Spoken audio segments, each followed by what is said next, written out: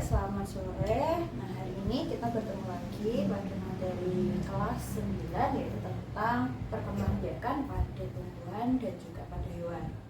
Nah, di pertemuan minggu lalu kita sudah bahas terkait dengan tumbuhan. Nah, jadi kita mengulang sedikit yang terkait dengan tumbuhan. Nah, kalau pada tumbuhan itu perkembangbiakannya ada dua jenis kemarin. Ada vegetatif dan juga ada generatif. Nah, kalau vegetatif perbedaannya dengan generatif apa? Ayo. Nah, kalau vegetatif itu dia tanpa melalui fertilisasi.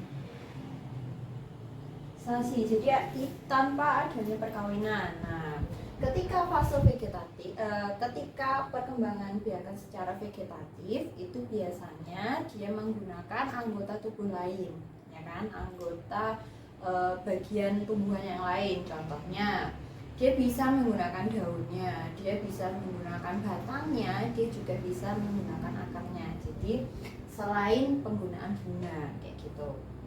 Kemudian ada yang generatif. Kalau generatif itu dia melalui fertilisasi, atau melalui perkawinan, kayak gitu. Nah, alat perkembangbiakannya kalau yang vegetatif tadi kan selain bunga. Nah, kalau generatif itu dia pakai bunga.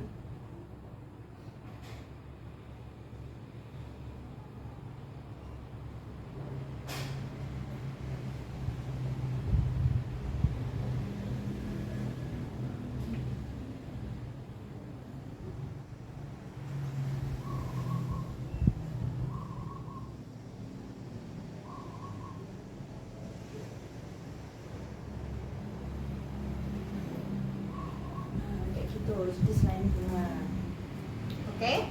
Nah, kemudian vegetatif, nah, kita masuk di bagian vegetatif. Nah, kalau vegetatif itu ada yang alami dan juga ada yang buatan. Contohnya apa kalau yang alami? Yang alami itu contohnya dengan menggunakan rizoma misalnya. Kemudian bisa juga dengan menggunakan apa lagi?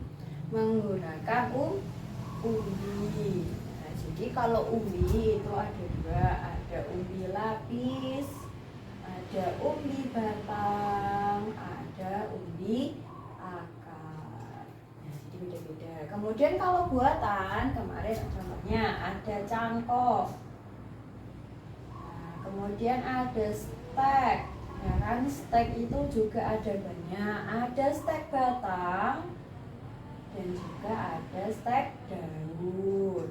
Nah, ada juga yang akar. Jadi macam-macam stek itu. Kemudian ada menempel, ya kan? Gitu. Itu yang vegetatif. Kemudian kalau yang generatif gimana? Kalau yang generatif itu kan alat perkembangbiakannya melalui bunga. Jadi kalau pakai bunga itu harus melalui yang namanya penyerbukan. Ya kan? Melalui penyerbukan. Oke? Nah, proses penyerbukan itu bagaimana? Proses penyerbukan sendiri itu adalah proses di mana serbuk sari itu dia menempel di atas kepala putik. Nah, jadi ini misalnya bunga.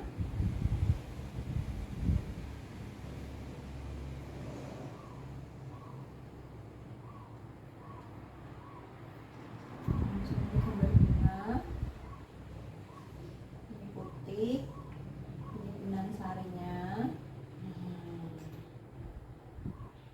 Penyerbukan itu ketika si serbuk sari. Jadi serbuk sari, yang namanya serbuk sari bentuknya kayak serbuk. Nah, jadi kayak butiran-butiran debu, nggak kelihatan kadang. Nah, itu dia menempel pada kepala putih. Jadi menempel di atasnya sini. Itu namanya adalah proses penyerbukan. Oke. Kita lanjut.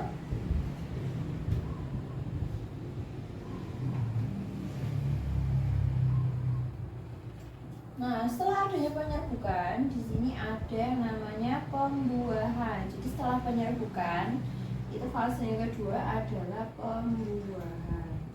Pembuahan itu kalau pada tumbuhan itu ada dua, ada yang ganda dan ada yang tunggal. Bedanya apa? Kalau ganda itu terjadi pada tumbuhan Angiospermae.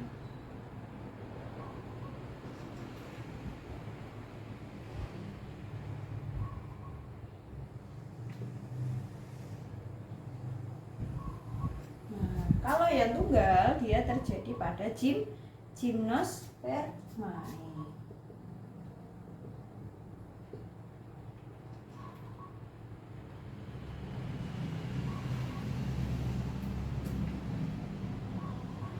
Gitu. Prosesnya gimana kalau ganda? Kalau ganda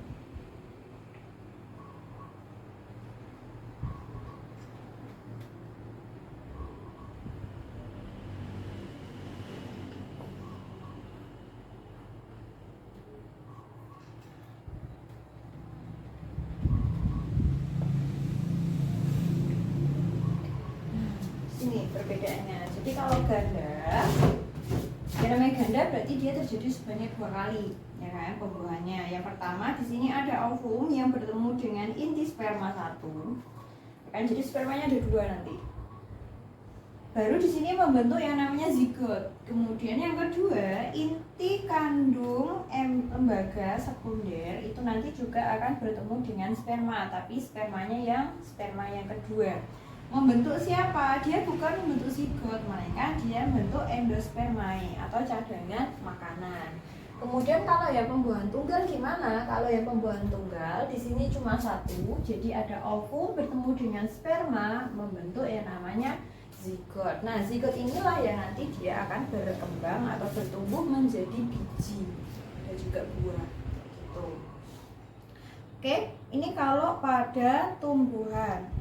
Ya kan? Kalau pada hewan bagaimana?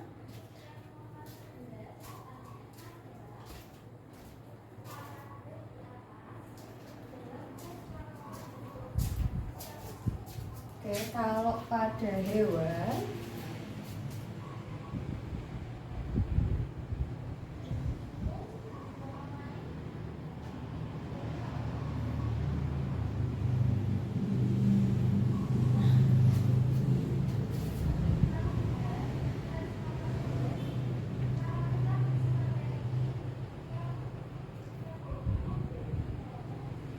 sebelum kita masuk ke hewan, Nah, kita masuk ke ya ini kan perkembangan pada tumbuhan pada umumnya. Nah, ada dua lagi. Jadi ada bagian lumut dan juga ada tumbuhan paku. Nah, itu beda-beda. Kalau pada tumbuhan lumut, ya kan? Kalau pada tumbuhan lumut atau tanaman lumut, dia juga sama. Dia perkembangannya juga ada dua fase, ada vegetatif dan juga ada bagian yang generatif. Nah, kalau yang vegetatif, dia pakai siapa? Dia pakai spora.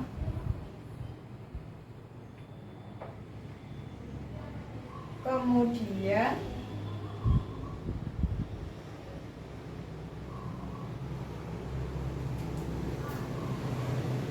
dia pakai fragmentasi dan juga dia pakai gemma cup. Nah, dia pakai 3 ini. Kemudian kalau yang generatif, kan? Yang generatif itu dia biasanya dia menggunakan metagenesis. Metagenesis ini apa? Metagenesis itu adalah pergiliran keturunan. Ya. Pergiliran keturunan antara fase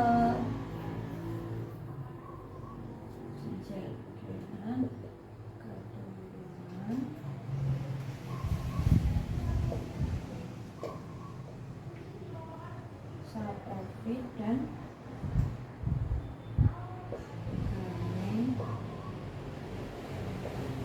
nah, apa ini saprofit? Apa ini gametrofit? Gametrofit. Nah, gametrofit. Bedanya apa? Kalau saprofit itu dia menggunakan spora. Kalau gametofit yang menggunakan sel gamet menghasilkan gamet. Nah, kayak gitu. Kemudian gimana? Nah, gimana prosesnya? Menulis dulu. Sini ada spora.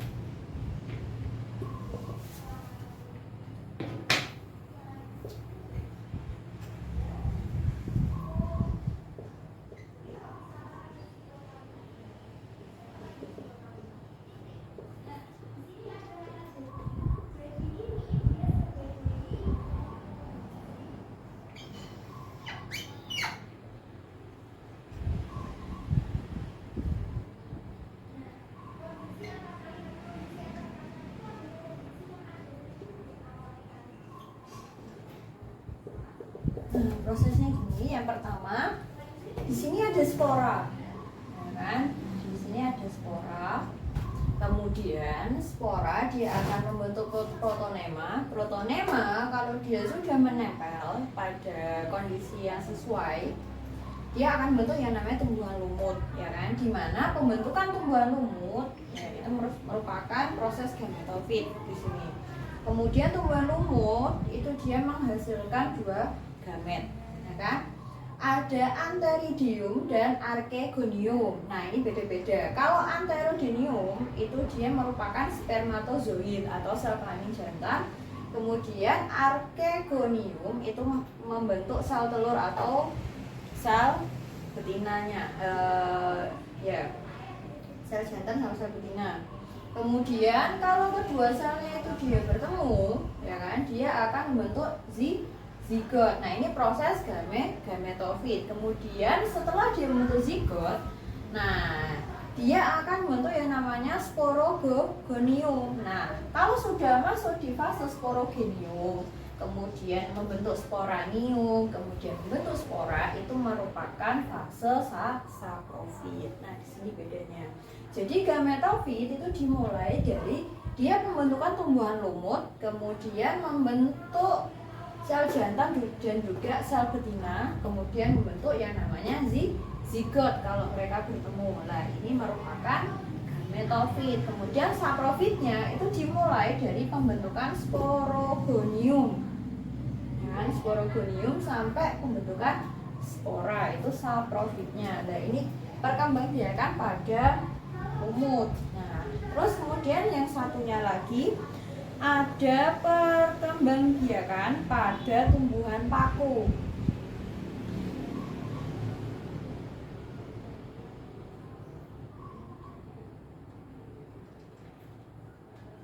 Nah, kalau pada tumbuhan paku itu sama, dia fasenya juga ada 2, ada fase bukan fase. Jadi ada perkembangbiakan secara vegetatif dan juga ada perkembangbiakan secara generatif, ya kan? Nah, ini kalau pada lumut, ya. Kemudian kita masuk ke bagiannya tanaman paku atau tumbuhan paku.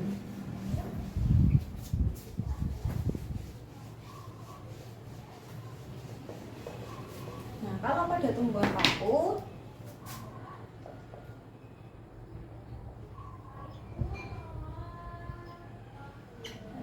tadi ada yang vegetatif, ya. Kalau vegetatif, kalau pada paku itu ada 2. Nah, dia juga pakai spora dan juga pakai rizoma. Jadi pakai akar. Kemudian yang generatifnya gimana? Generatifnya sama, dia pakai metagenesis juga.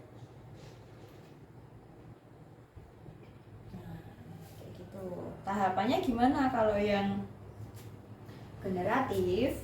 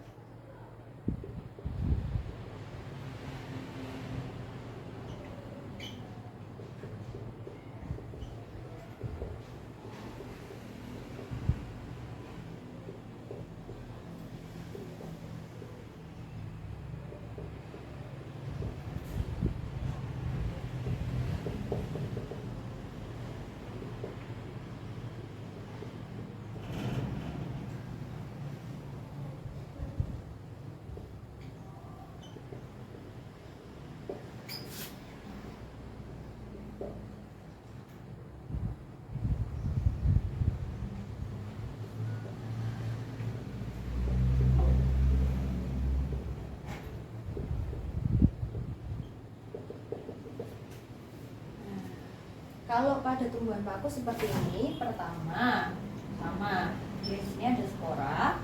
Spora itu nanti dia akan terbang, kemudian akan menempel, ya kan? Kalau kondisi lingkungannya itu sesuai dengan pertumbuhan dari spora, dia akan membentuk yang namanya protalium, ya kan?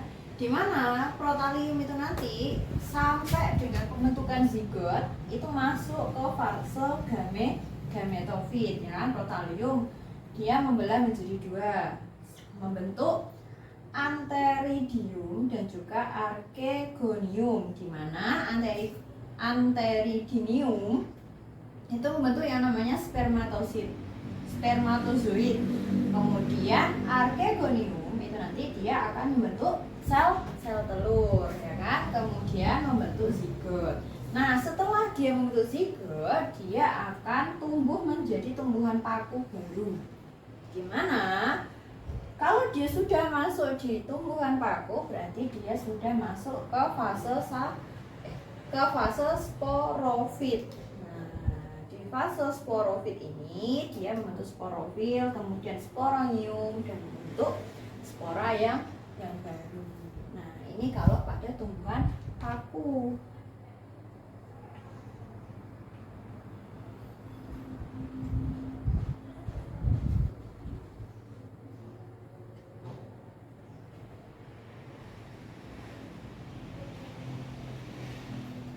Oke, nah kita masuk sekarang di bagiannya hewan.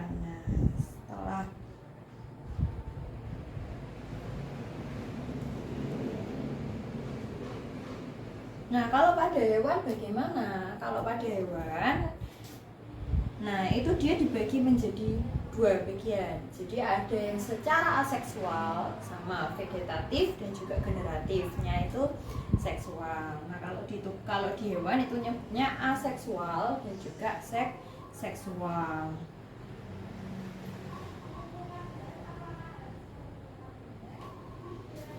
Oke.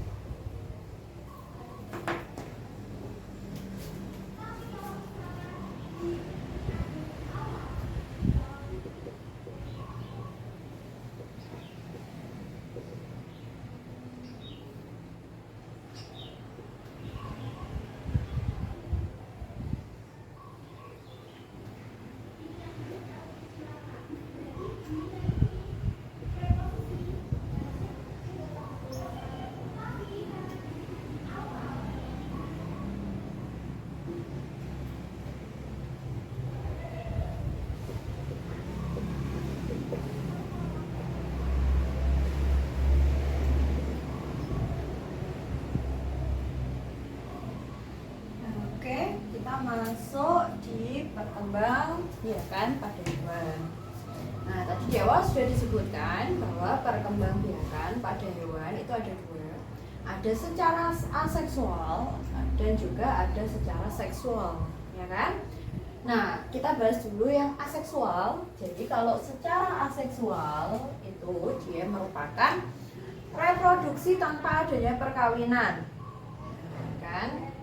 Nah, biasanya itu terjadi pada hewan yang invertebrata atau dia tidak bertulang belakang.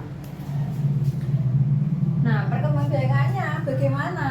Yang pertama, ya kan, dia bertunas. Nah, jadi sama seperti tumbuhan, ya kan, dia juga memiliki tunas kalau pada hewan ini. Contohnya, di sini ada induk, ya kan, induknya. Nah, di induk itu akan muncul tonjolan atau tunas baru, ya kan, di bagian tubuhnya. Jadi bertunas itu bercabang, sehingga tubuh induknya nanti dia akan tumbuh cabang baru. Nah, ini biasanya terjadi pada hidra dan juga pada spons, ya kan? Dia adalah hewan yang hidupnya di air, ya kan? Entah itu dia di air tawar maupun di air laut, gitu. Ini yang bertunas. Jadi dia tumbuh nyabang di tubuh induknya. Ini hewan, bukan tumbuhan loh ya. Kayak gitu. Kemudian yang kedua itu ada fragmentasi. Nah, kalau fragmentasi itu tubuh induknya akan terbagi-bagi menjadi beberapa potong. Kemudian potongan-potongan kecil-kecilnya itu dia akan membentuk individu baru. Contohnya, misalnya, nah ini adalah tubuh induknya. Ya, kemudian dia akan terpotong-potong dengan sendirinya. Nah, menjadi 3 bagian. Nah, masing-masing bagian ini, ya kan, masing-masing bagian ini itu nanti dia akan berkembang menjadi individu baru. Jadi dia tumbuh dari potongan induknya. Jadi dia bisa membelah diri atau fragmentasi. Nah, biasanya dia terjadi pada cacing planaria, contoh hewannya.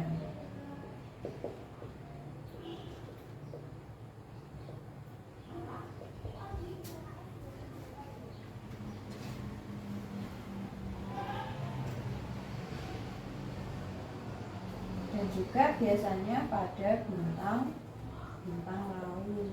Nah, jadi bintang laut itu dia kan punya 5 tangan, ya kan, masing-masing tangannya itu nanti dia akan, kalau dia sudah tua, ya kan, atau sudah masuk ke fase perkembangbiakan, itu nanti tangannya akan terlepas-lepas sendiri, kemudian dia akan membentuk bintang laut baru, gitu. Kemudian ada partenogenesis. Nah, kalau partenogenesis itu misalnya, ya kan, sel telur yang tidak dibuahi itu akan bisa berkembang menjadi individu baru, ya kan? Contohnya pada lebah dan juga semut. Jadi tanpa adanya perkawinan antara si ratu lebah dengan pejantan-pejantannya, kayak gitu. Kalau dia yang tidak dibuahi itu biasanya dia akan membentuk lebah pekerja ataupun semut-semut pekerja, kayak gitu. Nah, ini kalau yang secara aseksual. Kemudian ada yang secara seksual.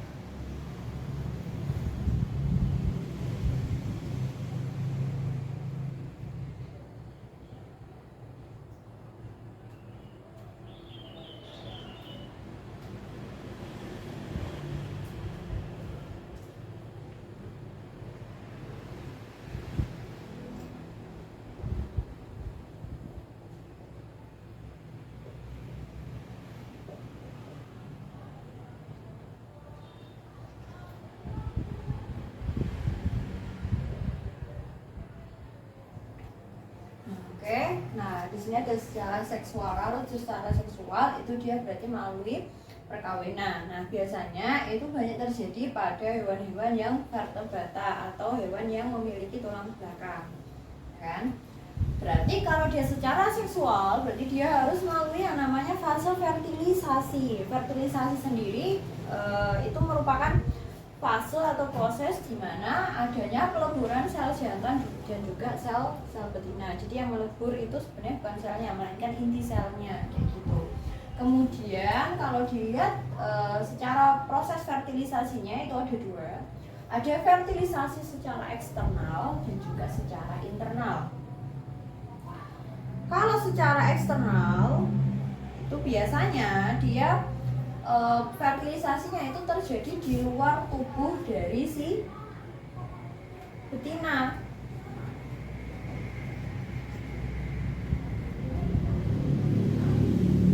Contohnya ada hewan katak. Katak itu fertilisasinya dia terjadi di luar tubuh si betinanya. Jadi biasanya sel telurnya itu dia ditempelkan pada si katak jantan. Kemudian si katak jantannya itu nanti dia akan mengeluarkan spermanya. Kemudian akan terjadi fertilisasi di luar tubuh.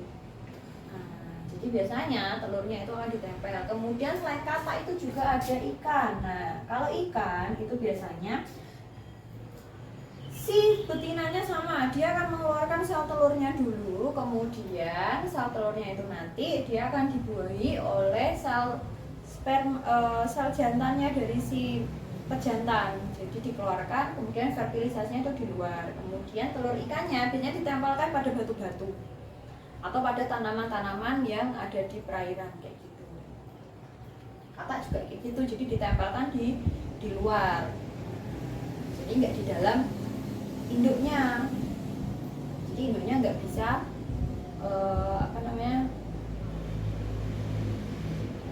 mengeluarkan.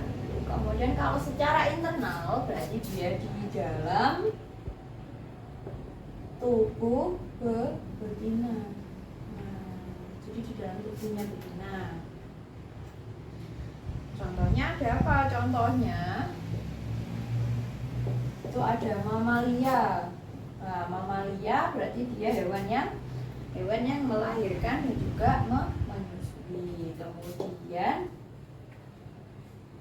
ada reptil dan juga ada burung atau aves, gitu. Jadi sebangsanya mamalia, kemudian reptil dan juga aves, ini adalah contohnya. Kemudian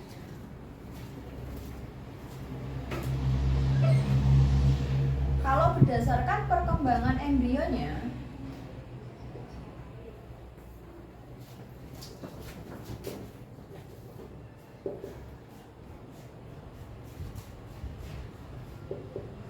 dibagi menjadi 3. Ada ovipar, kemudian ada vivipar, ada ovovivipar.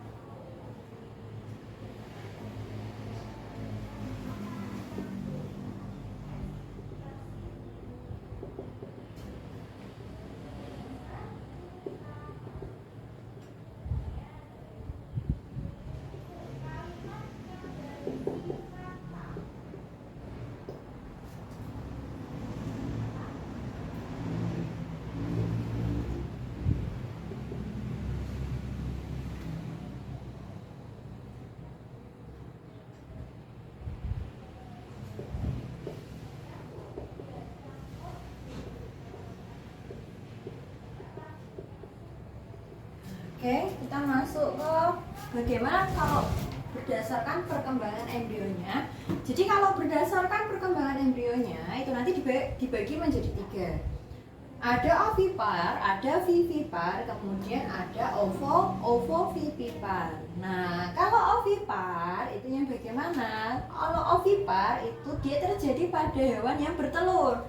Jadi dia mengeluarkan telur, ya kan? Nah, gimana prosesnya? Ya prosesnya sama. Nah, jadi pembuahannya itu masih di dalam induknya. Contohnya di sini ayam, ya kan?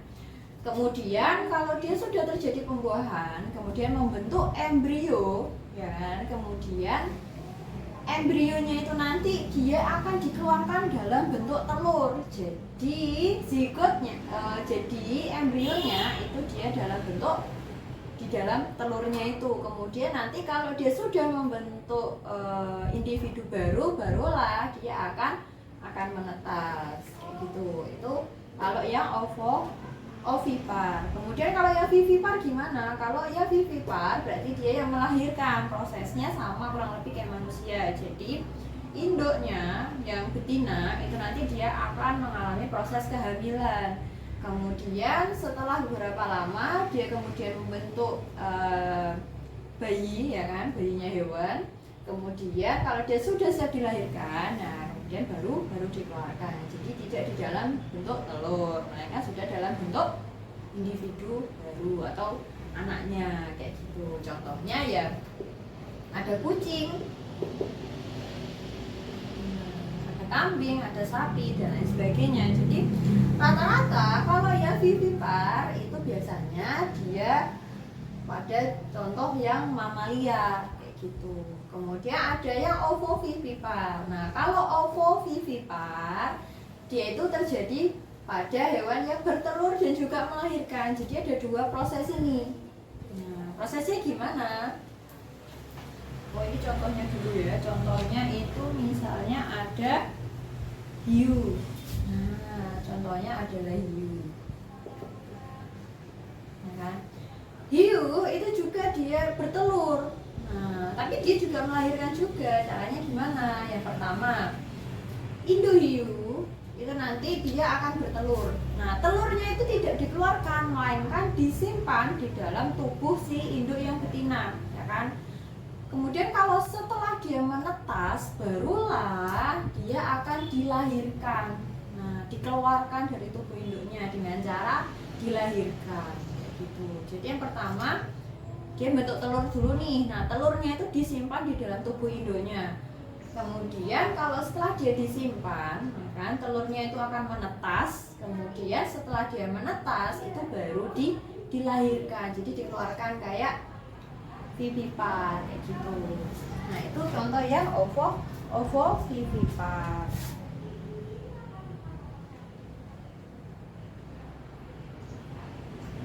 Kemudian siklus hidupnya bagaimana? Siklus hidupnya itu ada 2, ya kan? Bukan ada 2, ada 1. Ya, contohnya di sini adalah metamorfosis.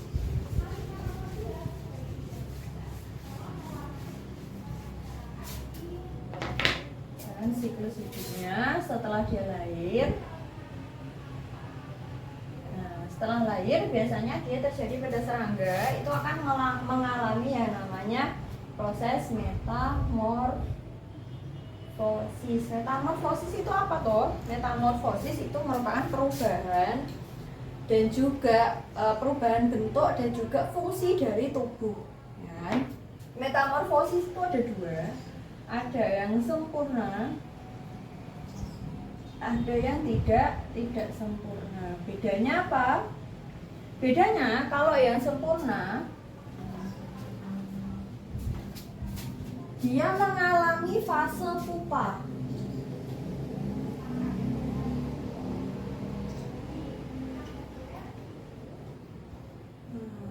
Mengalami fase pupa. Contohnya kupu-kupu.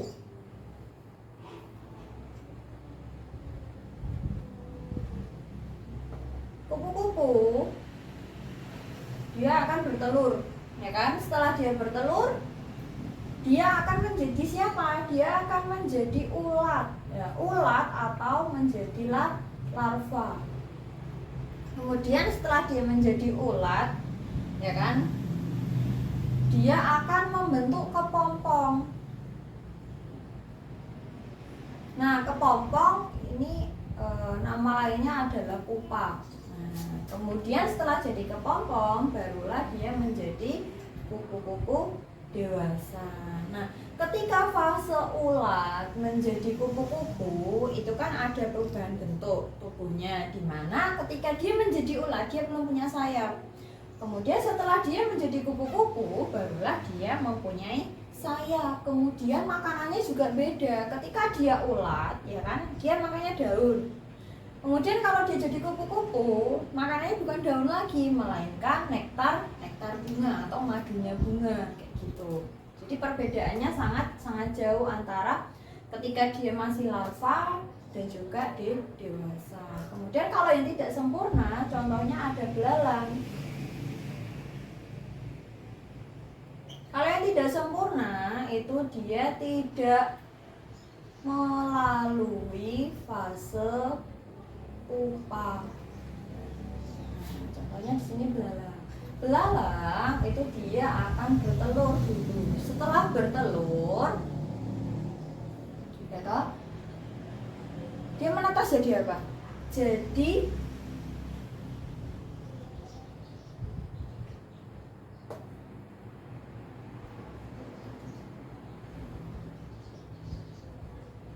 belalang muda, ya kan? Kemudian dia akan bertumbuh menjadi belalang dewasa. Nah, perubahan setelah dia menetas dari telur sampai dia menjadi belalang dewasa itu tidak ada perubahan yang signifikan. Nah, perubahannya bisa dilihat dari bentuk dari ukurannya saja. Jadi itu perbedaannya. Kalau belalang muda dia kecil banget, ya kan, makanannya sama, masih daun. Kemudian dia jadi belalang dewasa, cuma dia bertambah besar aja, dari segini menjadi segini misalnya. Kemudian makanannya juga masih sama, makanannya sama-sama daun, itu aja. Nah, itu adalah perbedaan antara metamorfosis sempurna dan juga yang tidak sempurna. Kemudian ada reproduksi buatan.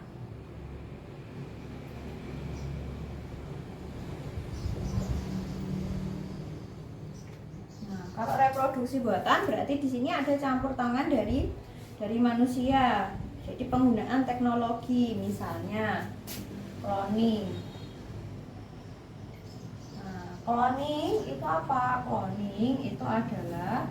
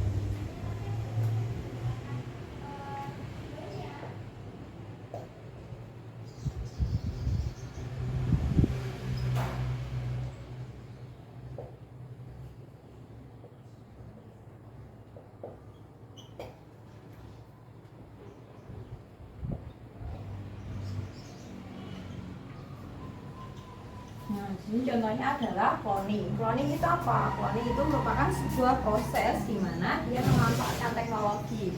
Kita biasanya nyebutnya dengan bioteknologi, ya kan? Di mana individu yang dihasilkan dari proses cloning itu dia memiliki sifat yang sama persis dengan induknya. Jadi bisa dikatakan cloning itu adalah kopian. Jadi kopiannya si induk, dia sama persis, tidak ada berbeda, itu cloning. Nah, cloning itu biasanya dilakukan di dalam laboratorium kayak gitu. Oke, sampai sini ada yang mau ditanyakan? Nanti kalau misalnya ada pertanyaan bisa didiskusikan di pertemuan selanjutnya.